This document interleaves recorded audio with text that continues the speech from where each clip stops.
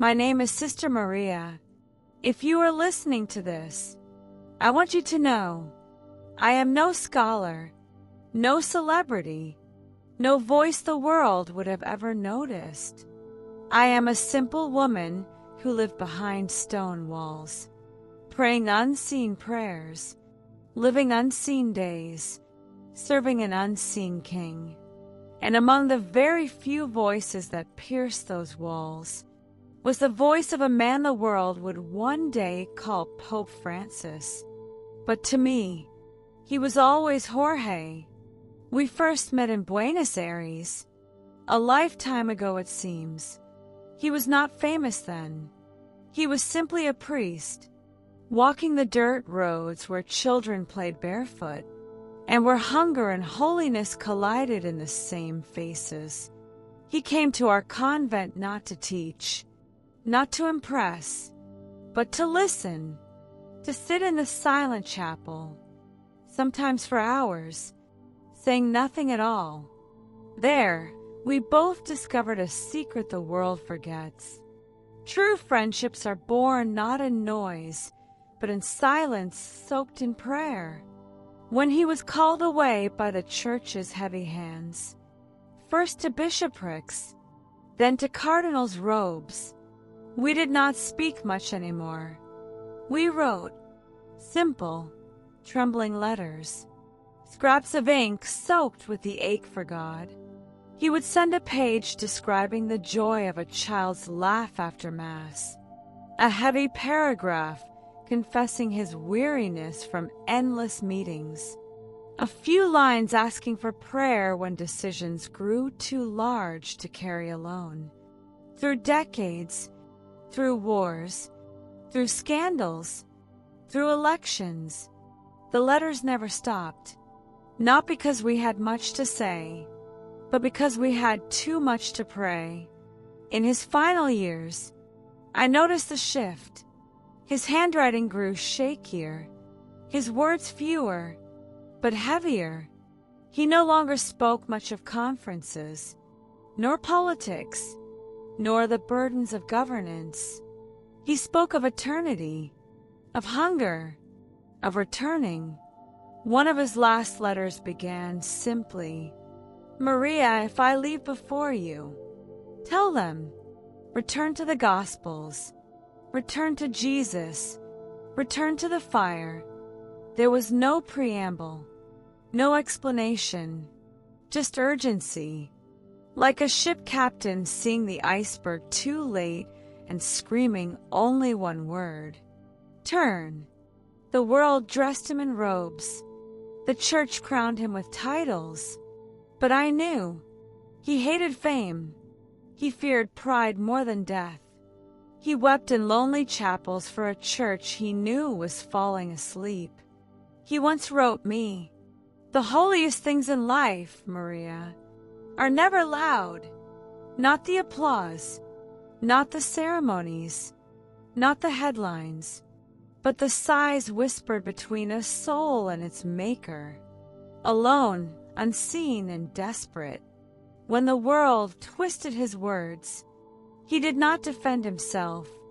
When scandals shook the Vatican, he wept alone, not for his reputation, but for the name he bore.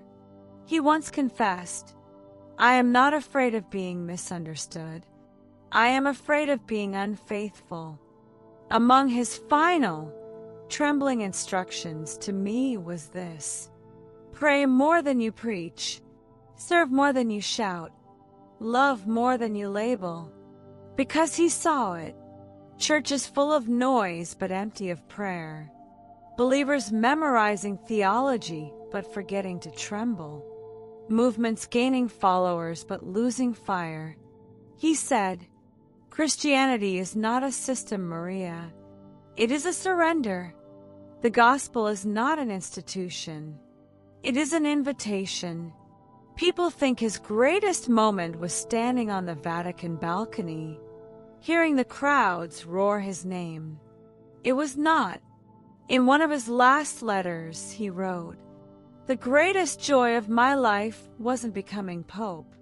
It was knowing I was forgiven, not for public sins, but for the quiet failures, the ones only God sees, for the moments when pride whispered too loud, when ambition flickered in the heart, when fear of man crept like a serpent into holy ground.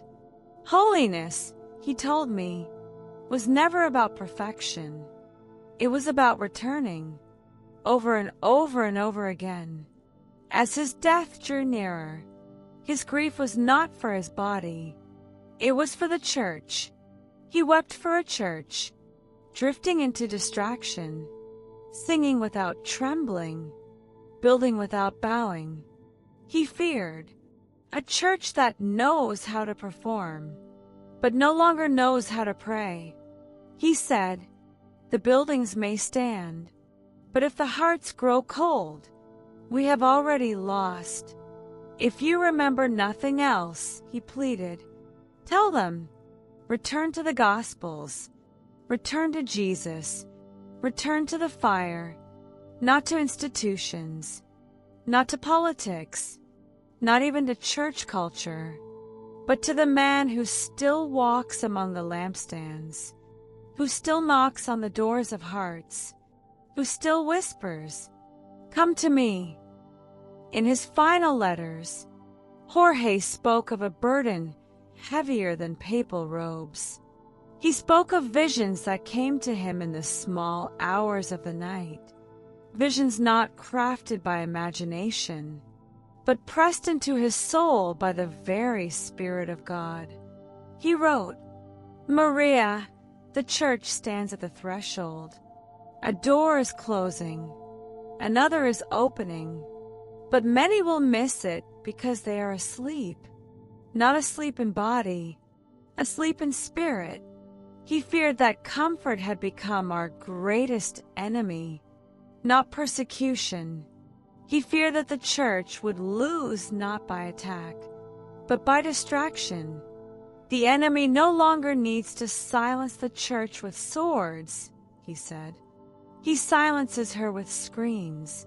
Jorge saw a shaking coming, not a political storm, not merely an economic crash, but a spiritual earthquake. He wrote, "God will shake the church, not to destroy her, but to awaken her." He described great leaders falling, institutions crumbling, programs failing, and yet, in the ashes, something new, something ancient would rise. Not bigger stages, not fancier buildings, but burning hearts, tiny lights gathering in broken places, in small homes, in prison cells, in lonely hospital rooms. He said, "The next revival will not wear robes of gold. It will wear scars and tear-stained faces." He envisioned a church not built on charisma, but consecration, a church not swelling with numbers, but blazing with holiness, a church unimpressed by celebrity, unseduced by comfort, unshaken by storms. He called it the remnant bride, and he warned, "This remnant will not be found in the spotlight. She will be found on her knees." He saw small gatherings, hidden rooms, unnoticed saints igniting fires that no media would report, but heaven would roar over. Again and again, his letters beat like a drum. Return, return, return, return to the cross, not comfort, the scriptures, not slogans, the Savior, not the system. He pleaded, "Do not wait for the shaking to begin. Turn now, while the door of mercy still stands open." For he saw a time when the door would close, not because God ceased to love, but because man ceased to listen. He compared it to the days of Noah, people eating, drinking, marrying, while the rain clouds gathered unnoticed. "The ark is Christ," he said. and the time to board is now. More than anything, he longed for a church that would once again choose prayer over performance, choose brokenness over branding, choose holiness over hype. He begged, "Do not build towers to heaven, build altars to the Lamb."